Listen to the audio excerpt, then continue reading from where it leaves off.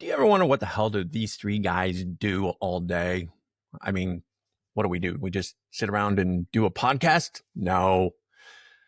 Welcome to the Nice Guy Show. My name is Chuck Chapman. I am your host today, along with my co-host, Faisal Khokhar and Ari Graff. And this is the Nice Guy Show, where we talk about all things related to the nice guy syndrome and nice guy recovery and becoming an integrated man. We thought what we'd do is take a little bit of time and just sort of introduce ourselves. So over the next couple episodes, we're going to focus on one of us. And today we're going to focus on yours truly. And these guys are just going to ask me some questions about life, what I do, what my programs are, all the stuff that I do outside of the Nice Guy Show. And with that, I'm going to hand it over to these two to go ahead and grill me. Chuck, I love this. So what does your first Monday morning look like? My first Monday morning? Yeah, well, the only Monday morning, but what does your first day look like? My first one was like, I was really, I was a baby. I don't know. I was whining and crying. Probably pooped my pants involved. Yeah. Monday typically involves starting out early in the morning where we start recording the Nice Guy Show, because today happens to be Monday and this happens to be the first thing that I'm doing. And so on Monday morning, let me back up. I mean, I have my morning routine. I get up out of bed, I work out, get some coffee, do some meditation. But typical Mondays, what I am doing at 7 a.m. in the morning is recording the Nice Guy Show with you you two, the three of us. It's okay. It's Monday. I know. And after that, generally I see clients most of the day. I also work on my business, mostly marketing, things like social media. I generally have some kind of project going on, whether I'm writing a book or working on a program or creating some kind of content. So that's what I do kind of in the in-between time. But my bread and butter is seeing men in a context of doing therapy and coaching. Okay, but I want to hear about your new program. So yeah, the new program, the Confident Husband Solution. Yeah. So how did you come up with that name? What's going on here? Yeah. So it was a bit of an evolution. I started with feeling really scattered in terms of my offerings. I mean, I see a lot of different guys with a lot of different issues. I've seen guys that are single guys who, want to learn how to date. I've seen guys who are going through divorces. I see guys that are in marriages. So just kind of the gamut of the masculine relationship with the feminine. And I really wanted to kind of focus and niche down. Is it niche or niche? I can never know. But, I wanted to niche down into having a more solid offering. And so I went through my clients. I listed all of them that I was working with. I'm like, okay, what's this guy struggling with? What's this guy struggling with? What's this guy struggling with? And then I went through and I went, okay, which one of these things do I really enjoy? Who do I like working with the best? And I like working with all of them, don't get me wrong, but it came down to the guys I really liked working with were guys who were married, who've been married for, several years. And, the relationship just wasn't going that great. And generally because their nice guy syndrome had popped up in their relationship. And so I thought, well, I want to develop a program specifically for these guys. I want to develop something that's just for men who are in marriages, don't necessarily want to get divorced, but they know if they don't start doing something, that's kind of the trajectory that they're on. So I started a program called the Confident Husband Solution, because the thing I realized was nobody really taught us, at least I didn't learn this, how to be a husband. My dad taught me a lot of things. He taught me, how to change a tire. He taught me, how to work my schedule, those kind of things. But as far as becoming a husband, and how to be good at it. Well, how to be That's the good at thing. it. Yeah. Yeah. Yeah, not just good, but like, how do you keep the spark alive? How do you keep, year after year being with the same woman and keep the sexual spark alive, the connection alive, and I also started seeing this trend with the men that I was working with, that guys around the age of right around, late 40s, early 50s was when their kids were graduating high school, moving out of the house, and there was this trend where their wives blindsided them with leaving. They were just like, okay, I'm done. We raised the kids. I'm out of here. And Like I wanted, she did her time. she did her time, And you didn't know she was in prison this whole time. You were imprisoning her. right, right. Yeah. Well, the comment I hear is, maybe they have two kids and she'll say like, well, I raised three children, so I'm done, now, kind of thing, meaning he was the third child. Oh my God, that's the worst. Yeah. Yeah, and So usually guys don't see it coming as well. no, they That's don't. one of the things They that don't. they don't see it coming. Like I didn't, I wasn't expecting that. I didn't see it coming. No, they're blindsided. Exactly.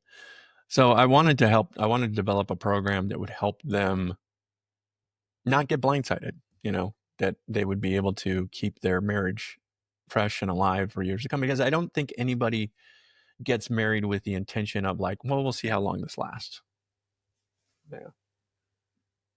So when the guys, what stage are they at when the guys say, "Okay, I need help," and they reach out to you? Where is the typical husband? Where is this guy usually at? Yeah, that's a great question. Actually, something I'm kind of working on right now and flushing out, I think, are what I would call the stages of marriage. Um, you know, just like Eric Erickson developed the stages of human growth, I started thinking about the stages of marriage and relationships. And Oh, one of how the many things have we you? talk about, How many I got stages six are there? stages. I got six stages. I'll Six have to look. stages. I know. Yeah, you guys talk for a second, and I'll look them up what they are. But Okay, so because I take yeah, it these are stages that you've come up with. It's like, is it your concept that you recognized in nice guys, especially for, is that catered more for nice guys or just generally any husband? it just generally. Oh, I think these are stages of marriage, and I think that all people go through these stages, but that nice guys in particular, if they don't know how to navigate the stages, that's where they run into problem. And at any one of these stages, a divorce can happen, right? So it's knowing which stage I'm in, how to navigate that stage. I want to know Okay. these stages now because I want to see. It'd be good to find out, Ari, as well, where we were in the stage and when the divorce happened. So it's Yeah. like, I was So thinking it was like stage 4 cancer, cancer. but that's not what you're saying. You're saying that each stage No. has its own Yeah. challenges and Yeah. Yeah. Yeah. Yeah. So yeah, I pulled it up here. So I'm looking over here. okay, let's go. So this would be like the first stage would be the romantic stage. So this is years 0 through 2, and this is where there's a lot of exploring and bonding, and we kind of call this the honeymoon stage. The second stage is between year 3 and 7. This is the differentiation stage, and this is learning how to coexist with an individual. And a lot of times with nice guys, because we're codependent, we get into fused relationships. And so even though we're in a differentiation stage, trying to be two individuals in a marriage, what happens is that um, we end up trying to make her an extension of us. So, that she is part of us. And if we don't learn to coexist as individuals, then that differentiation stage is a really critical one. Then and that's year 2 to 7, and 7 is right around, they call it the 7-year itch. And so 7 to 20 years, this is the purpose of like building family, career, and stability. So this is all about the partnership stage. And then from year 20 to 30, this is the reinvention. This is after the kids leave, that kind of thing. And there's a shift that happens that goes from parenting to personal growth and connection. And if and I think this is also a critical stage, because if you haven't really gone through the other stages well, when you get to this stage, this is where things kind of fall apart. And then after you're 30 on, this is basically the legacy stage. This is where you're probably retired. You're maybe you're mentoring other people, you're sharing adventures, but you're living with a purpose that impacts and goes beyond the marriage, and kind of a legacy, so that your children and your grandchildren see what you have and want to emulate that. So this is literally something I came up with this weekend as I was thinking about the program. But I think it's pretty solid. This is great. I wish I'd known about this when I was married. Yeah, yeah, yeah, What stage were you at, Ari? Mine was stage 3, which is 7 to 20 years. So it was probably around about 9 years. So Yeah, that's yeah. I was a stage 3. yeah. I'm not Well, saying that and I did the first 2 stages that well, but yeah, I made it to stage 3. yeah, yeah. Well, and it's as I'm even thinking about this now, like my first marriage, we made it to year 20. And then, I've got year 20 to 30 as the reinvention stage. And basically that's what happened. There was a reinvention of the relationship that was, had to reinvent the entire thing after the divorce. But, um, you know, again, I think a divorce can happen at any one of these stages.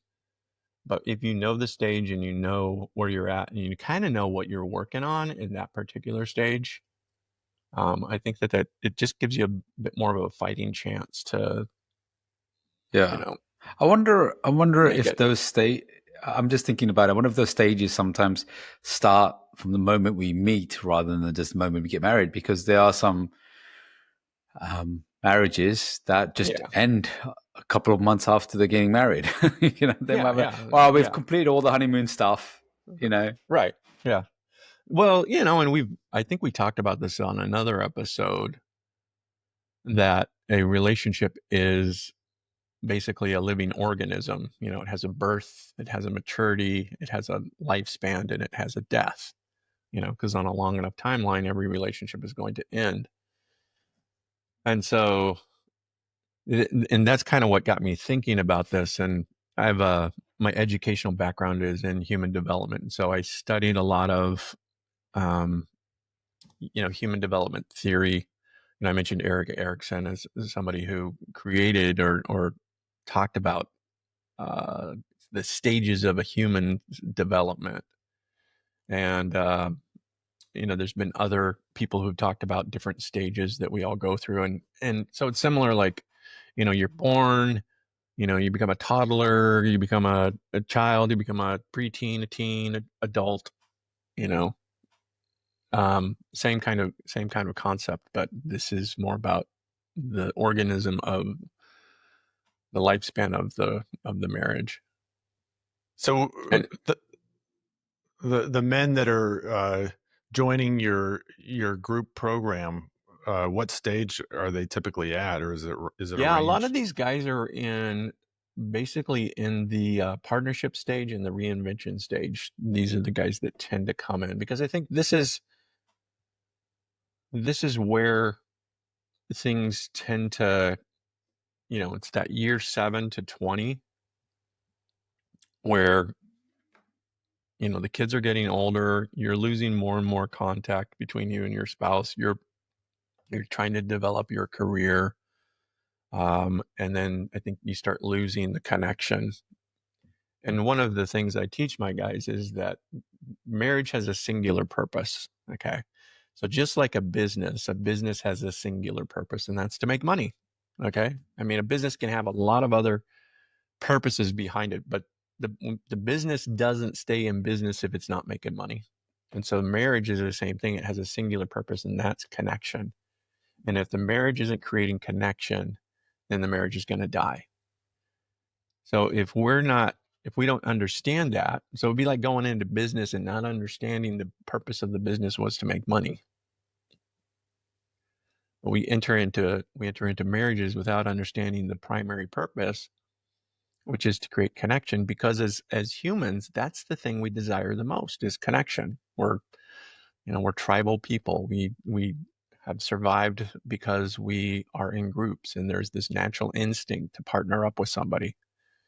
And so the purpose of that, I believe, is to create connection. And if you create connection throughout the lifespan, that's what's going to create ongoing happiness, joy, and contentment in a marriage and in a relationship.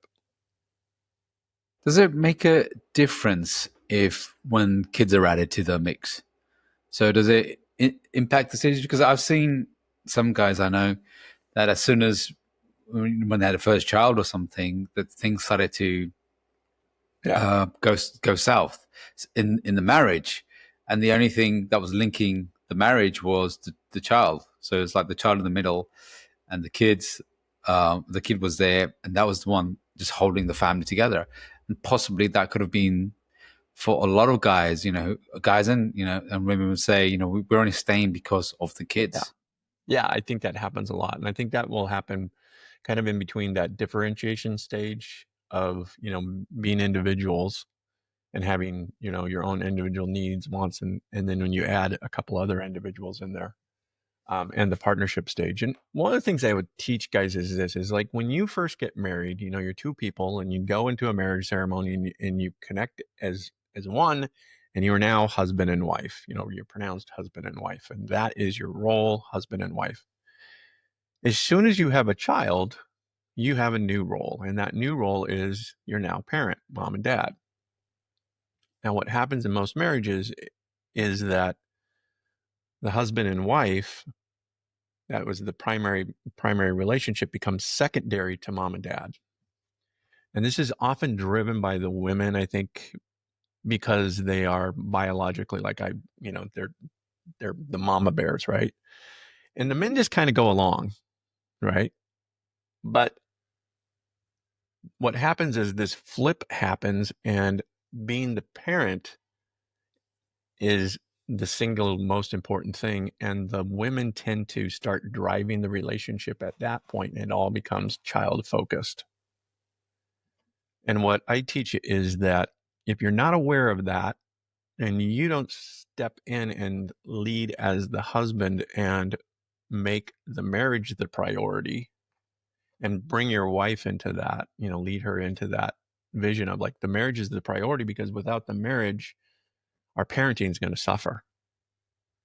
But when you focus on the parenting and you're not doing anything to build the marriage and keep that sustaining, that goes away. And then you know, your parenting um, isn't as effective either.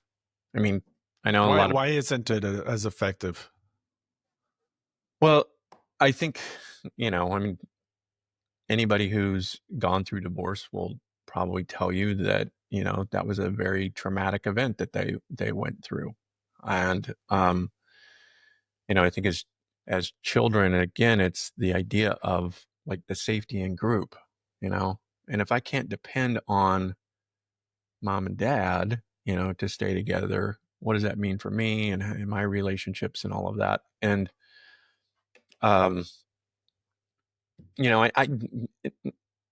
I know that there are beautiful people out there who are single parents and doing a fantastic job, and I'm not disparaging them at all.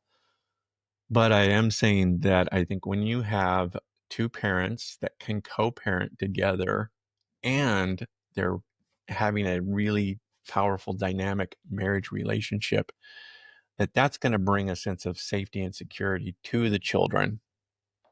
Um, and if you don't have that husband and wife connection, it's going to affect how you parent. 100%. I think that is such an important message.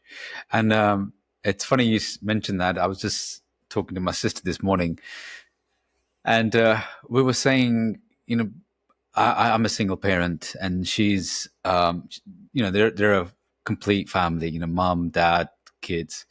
And what I notice with single parents is that you need the other partner to sometimes I think Dr. Glover was saying was that the role of each other is to protect each other, protects the kids from each other's own dark side, or like when we all lose control, or maybe we get annoyed at them, and Hmm. the other parent brings in the rational part when we go into chaos.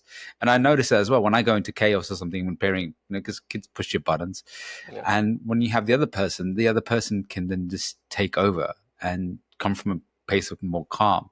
So I really do feel like that is what society is missing, and it's great that you're bringing this back as well. I did have another really question for you. Oh, when Sure. you talked about parenting, so you've got when the kid comes in, the mum starts focusing more on that, dad kind of feeling neglected. What happened if it's not a child? What happened if it's like the dad who has a big project on, and that's his baby, and then she's feeling neglected? Does that ever happen in situation with your clients?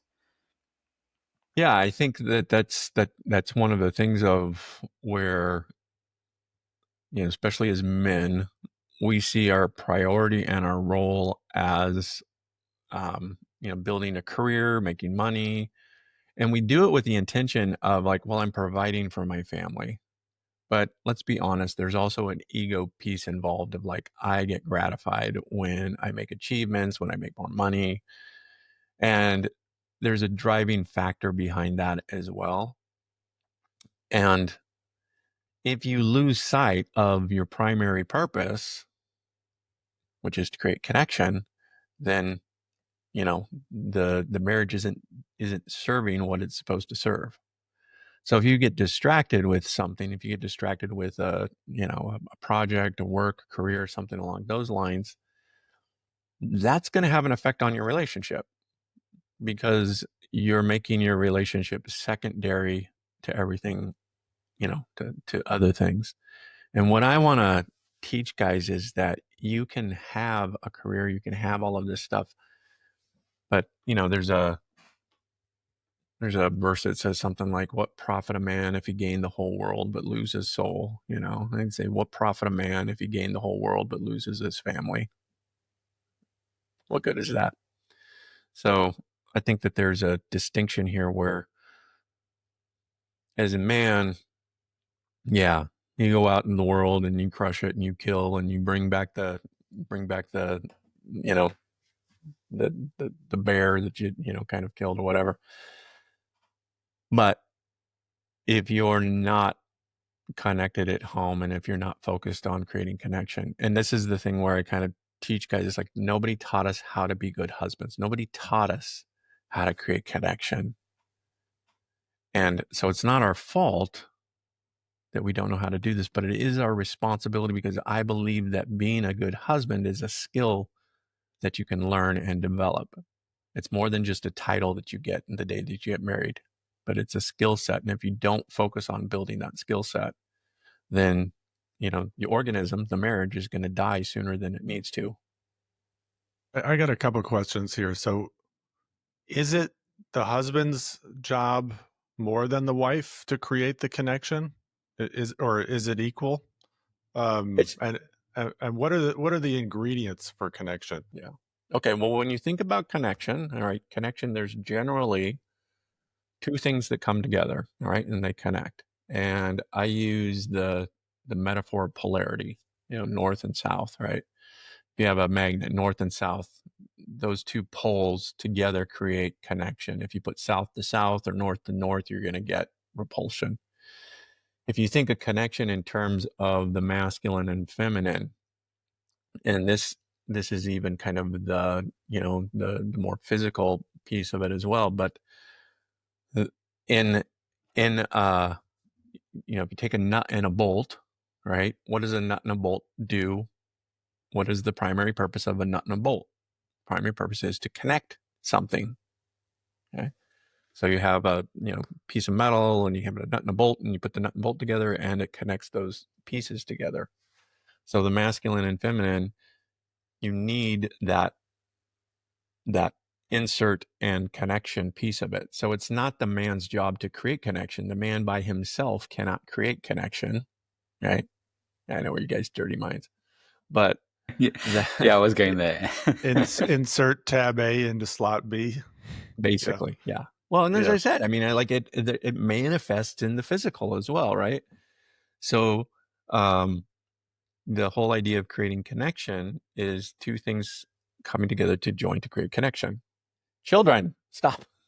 I Yeah, hope you yeah. have diagrams in your Actually, I presentations and do. I training. do. Yeah, I do. yeah. I do. Here's a nut.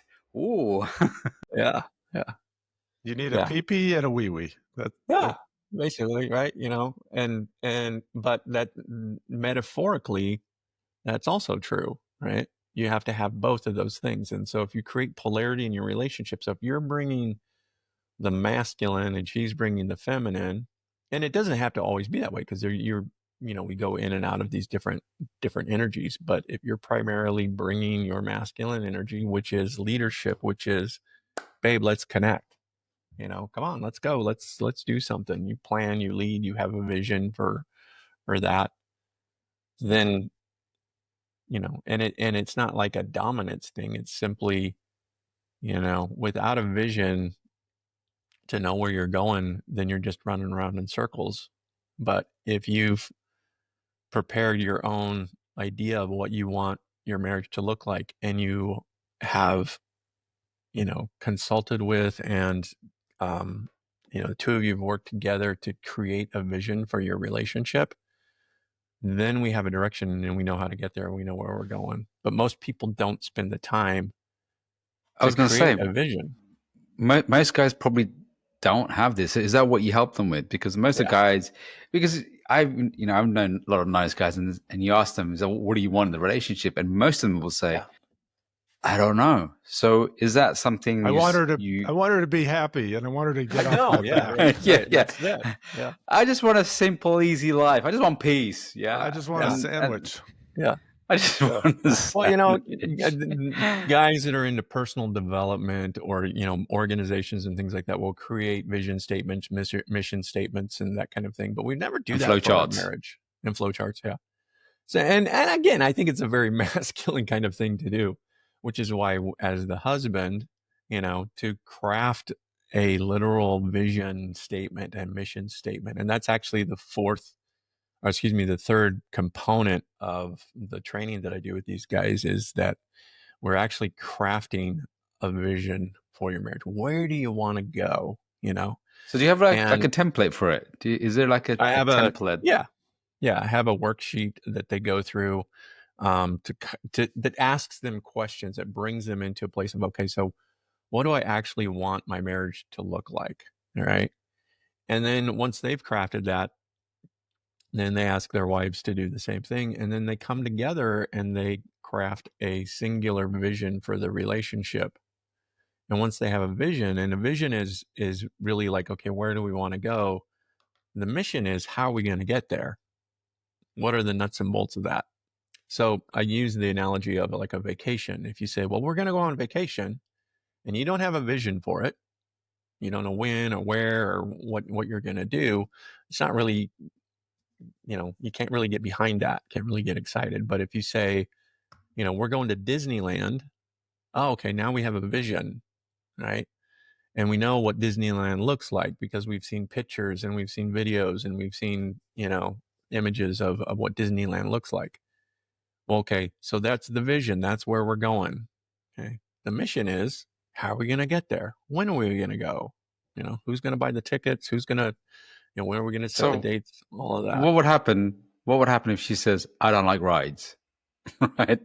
And what I'm You mean getting at here is, if she doesn't want to come along? yeah, because What if does your that? vision is not on the same page?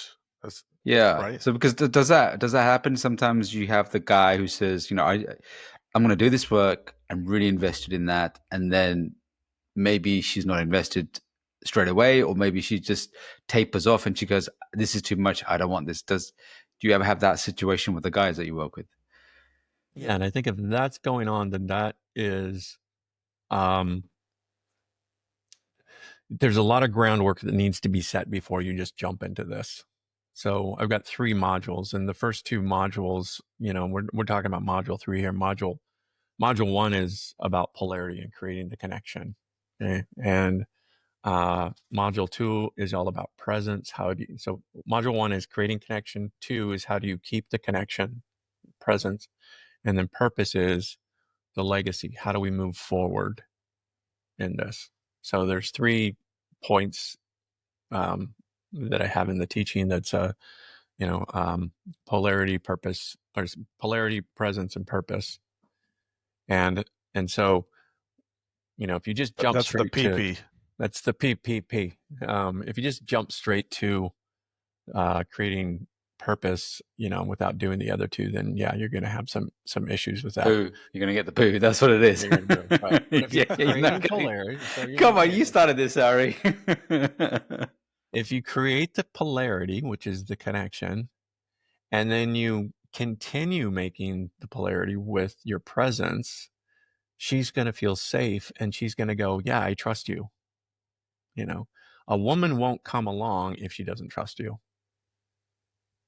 So if So a she lot of doesn't the trust your vision, if she says, well, I don't want to do that, it's probably because she doesn't trust your vision. She so there's a doesn't lot of trust work you. done. A lot Yeah, of work done just to build the man up. So build the husband up so she's right, bought into him, and right, then his vision. So you're right. building that guy up first, the Yeah, husband.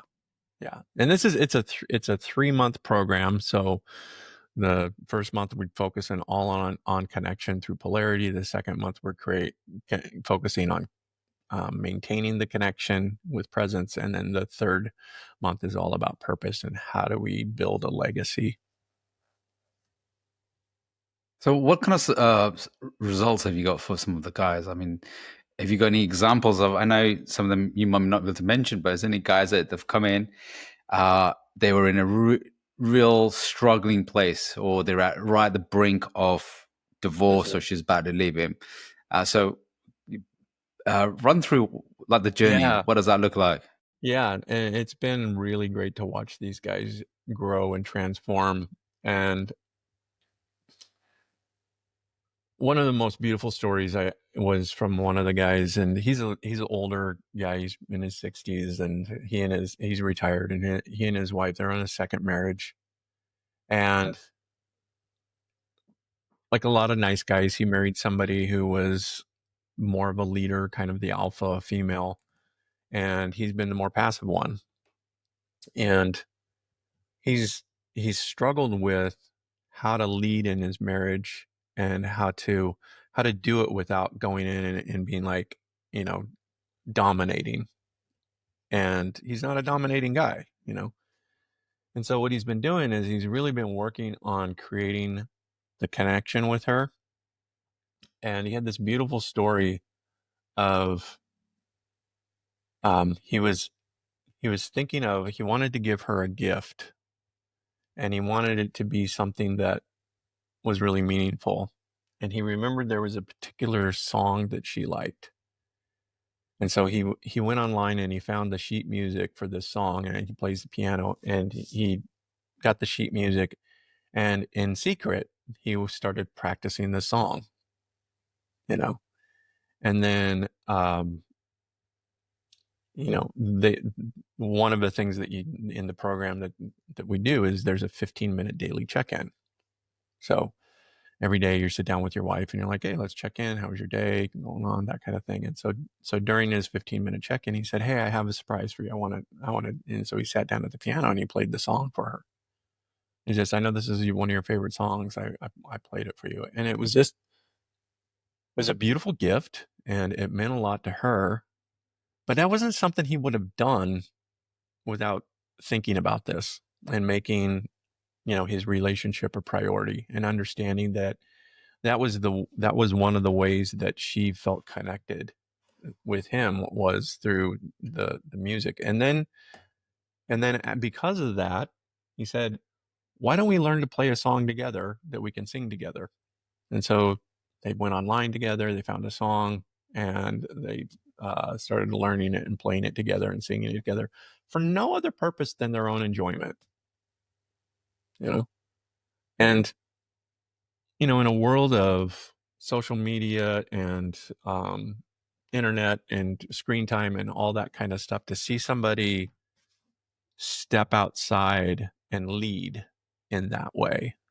It's because the leadership isn't about dominating, right? It's about inviting. And that's what he did, is he invited her into doing this. Like that was maybe one of the most beautiful examples of leadership that I can think of. I like that. Yeah. Yeah, that's not gonna work with me because I can't sing. Well, that's fair enough. Yeah, Yeah. yeah, or play the piano. But Yeah. I really like the gesture of it. He's taking the lead, and from Yeah. there, it's just the start as well. Chuck, I've known you for many years. I've been in your men's group as well, and one of the things I really got from you was that I really started to learn things that I hadn't thought about, especially in my marriage. And what I found really helpful from you was I started to learn aspects of better communication, better connection, managing myself. You focused a lot about the connection, and there was a lot of gaps I realized, when you were sharing a lot of stuff and teaching stuff, there was a lot of gaps I realized that I was missing because I was very much logical focused. Mhm. And as you were teaching and you were coaching and you were sharing, it just made me realize that I hadn't built enough in the connection part, emotional connection. I had done plenty for the logical connection, but so do you ever find that with the guys that you work with that they're really not empathetically connecting, really emotionally connecting? They're just very much matter of fact and practical, and then she feels disconnected, or her, or anything like that.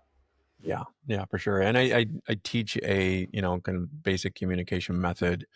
But the point is it comes in these stages. And the first thing is like, if you're not consistent, she's not going to trust you. Okay. So if you say you're going to start something and you don't follow through, then you're already lost out of the gate. So if you say you're going to start something, then you need to follow through and do with it. And so one of the reasons this program is 3 months and then extends into a year is to help guys with the consistency. And one of the foundational aspects of the program is you have to talk to your wife, you know. And I think that's something that us guys are like, I don't know what to say, I don't know, how to do that. And so the first challenge I give them is to lead by just saying, babe, let's sit down for 15 minutes, we'll set a timer, and we'll just sit down and we'll talk about whatever comes up, you know. and and if you do Does that, the woman know that he's in the program? yes, yeah. Yeah. Because if the woman doesn't know he's in the program, then I mean, there's another issue with communication going on. It's like, I think there's a problem with my marriage, but I'm not going to tell you about it. Or, or I want, and really it's like, hey, I'm doing this program because I want to be a better husband, you know, because it's all about you focused. I want to take this program because I want to be a better husband. But setting aside that daily time, 15 minutes, even if it's like right before you go to bed, and making that purposeful. It's like if you do that every day for a period of time, you can't help but grow and build trust and create connection. But it's up to the man then to say, hey, we're going to do this, you know, because she'll she'll probably, stuff's going to get in the way. Kids are going to get sick. People are going to go out of town, all those different kinds of things that happen. But my wife and I, it's generally more than 15 minutes, but every single day we connect, you know, and even if I'm out of town or she's out of town, we still connect. And it's in that connection of just talking. Now, sometimes we'll have great conversations, and sometimes it's like, all right, well, that was fun. Let's go have dinner. But So if you're, I've got a question, and I love this fact that you're leading, you're setting a time, 50 minutes. Now, there might be some guys thinking, why is it up to me? Why do I have to do it? What about her? Isn't doesn't she have some sort of ownership of and responsibility on this. So what about those guys? What message can we give to them? Tell them to buck the fuck up and pull on your big boy pants, man. I mean, you are a leader. I mean, if you're a man, your job, and I'm being a little facetious here, but the reality is the masculine does. Okay? So the masculine initiates and the masculine does. So she's initiating, that actually puts you in the position of the feminine. Okay? Most nice guys are very comfortable in their feminine. They want to be done too. And when you do that, when you put her in the position of the one leading and doing too, then you have opposite polarity. And it works for a while, but it's not sustainable, I think, over time. So yeah, it is your job to lead. It is your job to say, hey, let's do this. You know? That Um, that's one of the big, if not the biggest, mindset shifts. yeah. I think for nice guys. So what happens when polarity goes opposite? Because we know what that means, but there might be some guys out there going, so what if it's opposite polarity? What's wrong with it? And why should I bother or care? Mhm. Well, again, like if you want to create connection, then it would be something you want to care about, because I I I, I always use this analogy too of like, I've got a right hand and a left hand. All right. Together they can do things and create connection, right? My right hand is dominant. So, right? My right hand is dominant. My left hand isn't. Right. I can do things with my left hand, but not as well as I can with my right what hand. is Faisal laughing at? I think it's the whole hand thing. What's your jerk off hand, Faisal? Are you left hand Yeah, dominant? that's his. He's left handed. Well, we can edit this bit out.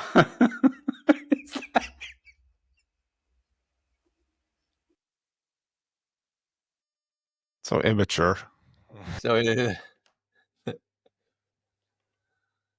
so essentially it's like, yeah, if you're, the masculine and the feminine dominant, and one receives one anyway. All right. So guys, I want to you're say always thanks dumbing for things joining down. us on the Nice Guy Bro with that. I actually had one other question. Uh, like, this is a group coaching program. Why do this in a group as opposed to one on one? Like, Thanks, yeah, for that question. Well, because my experience has been that groups are really powerful. They do a number of things. One is they're a great place for feedback and reflection. Um, I believe that masculinity bestows masculinity. All right. So if you're, again, by doing something on your own, it's not going to be as effective as if you've got other guys there supporting you. There's a big component of just realizing like, oh, I'm not alone in this, and I've got other men that I can reach out to and I can connect with, and that uh and and personally, I've done a lot of individual work, I've done a lot of group work, and where I feel like I've grown the most has been in the group processes that I've done with other men. And so when I developed this program, I wanted it to be something where guys could connect with other guys, because I think that's another issue, especially with the nice guy syndrome, is there's a lot of isolation. We don't have good communication, and a lot of us are kind of uncertain and unsure. Maybe have had bad experiences with men in our lives and in masculine relationships, and so it's another edge point for men to be able to kind of come in and sharpen each other, but also love each other in a very compassionate and kind way. I guess it's a good way for the guys to practice what they learn as well. The And also practice, yeah, communication right. leading as well. And I guess there'll be Well, some guys. Go on. I was just going to say, like, because I could have just designed this as a course, but I don't know how many of you, I know me, have signed up and paid money for a course, and then maybe you go through the first or second one, right? And then you end up not doing it.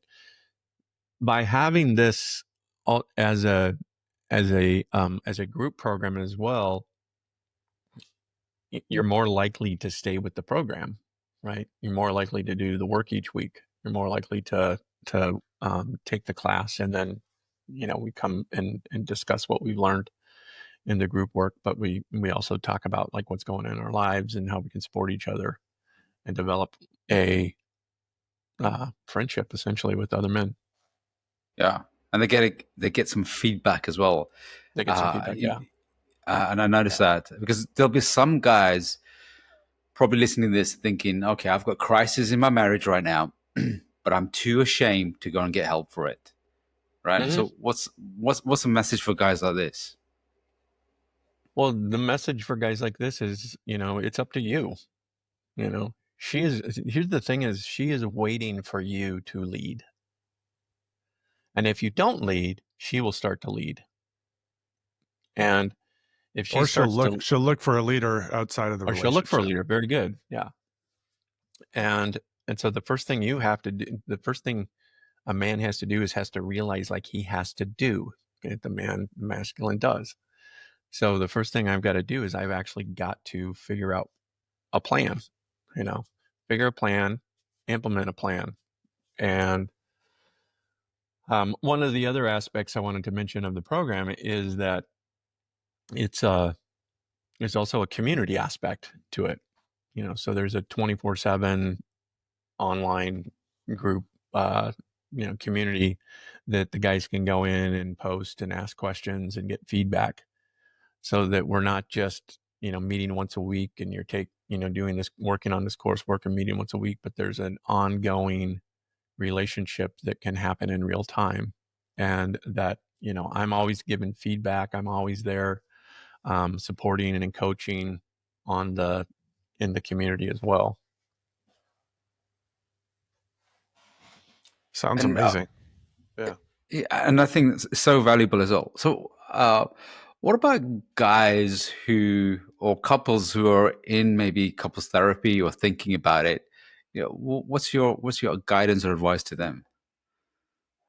Couples therapy can be fine. It can be good. What I find is that, and this is maybe a generalization, but I don't know what the percentages are. A good percentage of therapists out there are female, right? And my joke was like couples therapy for me was like I'm in a room with two women that are pissed off at me, like that, and you can kind of feel attacked. Um, when I was doing couples work, what I found was that if I could teach the guy some skills to bring into the relationship, a lot of the things in his relationship would change. And so way back in the day when as a therapist, and when I did couples counseling, I don't do couples counseling anymore because I don't feel like it's that effective. I started working with the man, and that's when I found more results happening in their marriage getting better, was working with him one-on-one. So couples therapy can be fine. You can learn to, and there's, like I said, there's great therapists out there. There's even a lot of great women therapists out there. I don't want to disparage that, but I think there is a difference between masculine and feminine psychology. And that if you don't understand that and you don't know how to work with it, then you're just going to come from a place of, this is what I know. And, so that's my sort of my take on that. Is I think you can actually work on your marriage by you taking the lead, um, better than going into couples counseling, because when you're in couples counseling, it's the same thing. You're actually not leading in the couples therapy. The therapist is. And the couples therapist will never say to the man, you need to step up and lead.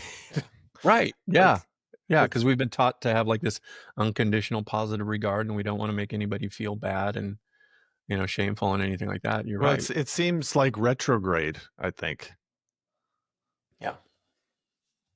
Yeah. Yeah, no, I agree that the couples therapy is it's over feminizing the man again, the nice guy. So it's cultivating more feminine traits in him, and whereas she's looking for the more masculine traits in him. I was listening to a podcast, I can't remember which one it was, and she was a relationship expert as well, and she said to when they were going through some challenges, or when she sees couples, she always says that the therapy, guides, do your own work first, Mm-hmm. because therapy can be quite emasculating, or it can be quite feminizing. Mm-hmm. So reclaim your balls first, reclaim your masculinity, and then come to the couples therapy to do all the maybe the communication, conflict, connection part. So she always says, guys need to do the work. What you're doing is like do the work before, do the work on yourself before you get to that stage. Yeah. Yeah. Well, and I'm going to get on a little bit more soapbox here, but if you're doing couples therapy with a licensed clinician, that clinician has to give one of you a mental health diagnosis. And guess who's going to get the mental health diagnosis? It's going to be, he's depressed, he's anxious, he's angry, he's got these things. Because in order for that therapist to get paid, because therapy is a medical model, there has to be a diagnosis involved in that. And so one of you is going to get a diagnosis, and then the other one is there to support that person. And that's what a traditional uh, therapy, couples therapy, if insurance is paying for it, that's what it's supposed to be. And most people don't know that. It's really scary to go in there, get that diagnosis, because you're coming in and you want help and support, and the next you know you're getting Mm-hmm. labeled. So Okay. I'm not sure if this is the standard in the UK, but yeah, that's not. It's not to treat the couple as a system, Chuck. Well, how you don't diagnose? I mean, if you're billing couples therapy insurance, somebody has to have a diagnosis. Isn't that more of a formality? Or do you feel like that I actually mean, guides the couples therapy? well, and this is a whole nother topic here, but Yeah. why would you give somebody a diagnosis and not treat them that diagnosis within the system? So you mean individually? So they would need to have that Well, individual one person is going to treatment. get a diagnosis. If you're going to bill insurance, you got to give somebody one of the people's got to have a diagnosis. You're saying it kind of identifies one of the people as the patient or Yeah. Yeah, one as person's having the the patient, problem. and then it's family therapy. Okay, the family, how are we dealing with this individual that has the diagnosis? Now, I don't think most people know that. I don't even think Yeah, necessarily know therapists necessarily know that. But if you're billing insurance, you have to give a diagnosis to the insurance of one of the people because you're billing one person's insurance. Well, I just like how you're teaching polarity as I call it like the secret sauce to relationships. Yeah, yeah, And that's yeah. not something you would get in couples therapy. Right, right. Yeah. Well, what I kind of like in my this too is I actually call it like neurobiological masculine embodiment, or a big fancy word, which is understanding the brain and how your body works and your nervous system and all of those kind of things. The body, you know, and then the polarity is the connection that you bring within a relationship. And if you're not able to soothe and take care of your nervous system in conflict, then you're not going to be able to have good discussions and conversations because you're going to be emotionally flooded. And so that's another aspect that we talk about is training the nervous system to be able to enter into conflict without that flooding, without getting into that space of where, your prefrontal cortex shuts down and you're not able to think clearly and you're not thinking rationally. You're in that emotional mind. So understanding how the brain and the body and all the systems work together, along with communication from the perspective of the masculine and feminine, and that the singular purpose for all of this comes back to we're creating connection. That's really, you can really see the power in its its purpose as well. For so who is this for, and who isn't this for? Your training. This is for married guys, okay, and specifically for married men, and I know there's a lot of men out there who are been in long-term relationships or partnerships and that kind of thing. But I wanted to put a container around this that was specific to married men. I have been in partnerships and I've been married, and there's just something different about being married, from a psychological standpoint. That and so the first requirement is you just have to be married. The second requirement is you want to work on your marriage. You know, you want to become a better husband. You kind of recognize, like, okay, I don't actually have a lot of the skills that I need in order to be a good, effective husband. I don't know how to communicate. I don't know how to create connection. I don't know how to create, sexual polarity in my relationship. And bringing those things into this one training program, rather, is what the purpose is for all of this. So your marriage doesn't have to be in trouble to be No, in I don't think this. your marriage has to be in trouble, but I think you also have to realize that it's kind of like, I'm on this path, and if something doesn't change, what's it going to look like? You know, and a lot of guys will come in because the first thing that starts to fade is the sexual connection. And that's the dead bedroom. That's where they're not having sex with their partner, their wife, frequently. They're dissatisfied with the sexual relationship. And so they think, if we can fix the sexual piece, then we'll fix everything else. But the sexual piece is that's because men connect with sex, and women need to feel connected in order to have sex, right?